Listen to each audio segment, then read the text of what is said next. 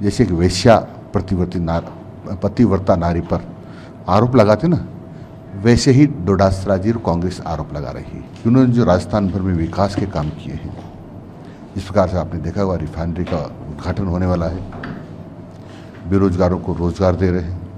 अब क्योंकि कांग्रेस को अपना पाटिया साफ होता दिखाई दे रहा है, इसलिए बौखलाहट है और इसलिए माननीय मुख्यमंत्री जी का ध्यान भंग करने की कोशिश कर रहे हैं। लेकिन राष्ट्रीय स्वयंसेवक संघ के स्वयंसेवक सब कुछ करते हैं। जो आरोप लगाया है हमारे जो मुख्यमंत्री हैं भजन लाल जी शर्मा, उनको कहा कि मुखौटा है, मुखौटा नहीं है। वो अपनी सूझबूझ से पार्टी के नेतृत्व के निर्देशन में काम करते हैं। इनको तो इसलिए चिढ़ हो रही है कि उन्होंने जो राजस्थान भर में विकास के काम किए हैं, इस प्रकार से आपने देखा हुआ रिफाइनरी का उद्घाटन होने वाला है, बेरोजगारों को रोजगार दे रहे हैं, लाखों लोगों को रोजगार दे रहे हैं। यही नहीं, आम जनता के काम किस प्रकार से आसानी से हो सकते हैं, इसलिए गांव में उनके घर के नज़दीक ही जाकर सरकार की टीम बैठती है, यानी कैंप लगाती है और वहीं पर उनके काम होते हैं। इससे राजस्थान भर की जनता बहुत खुश है।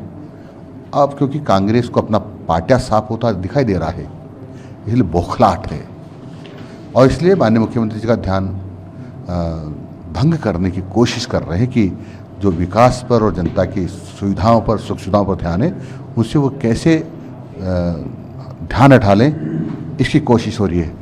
लेकिन हमारे मुख्यमंत्री दृढ़ निश्चयी हैं, उन्होंने जो तय किया हुआ है वो करेंगे। कृषि मंत्री के ऊपर लगातार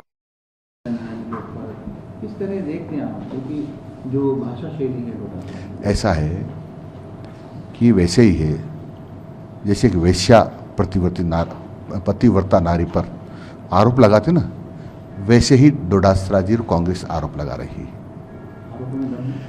कोई दम नहीं है। डॉक्टर किरोड़लाल जी मीणा जो कृषि मंत्री हैं, वो सोने जैसे खरे हैं, उन पर कोई आरोप टिकता नहीं है। मंत्री जी, एनसीईआरटी की जो किताब है कक्षा 9 की, उसमें आपातकाल का अध्याय जोड़ा जा रहा है उसको पढ़ाने के लिए।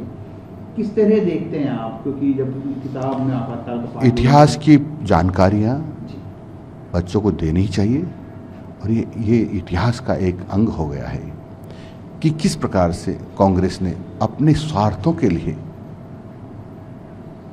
आपातकाल लगाकर संविधान को एक तरह से निलंबित करके उस संविधान की हत्या कर दी, लोकतंत्र की हत्या कर दी।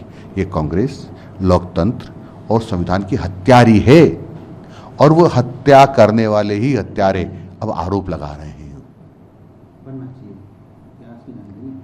और इसलिए इस प्रकार की जो इतिहास की जानकारी है बच्चों को और आम जनता को होना ही चाहिए।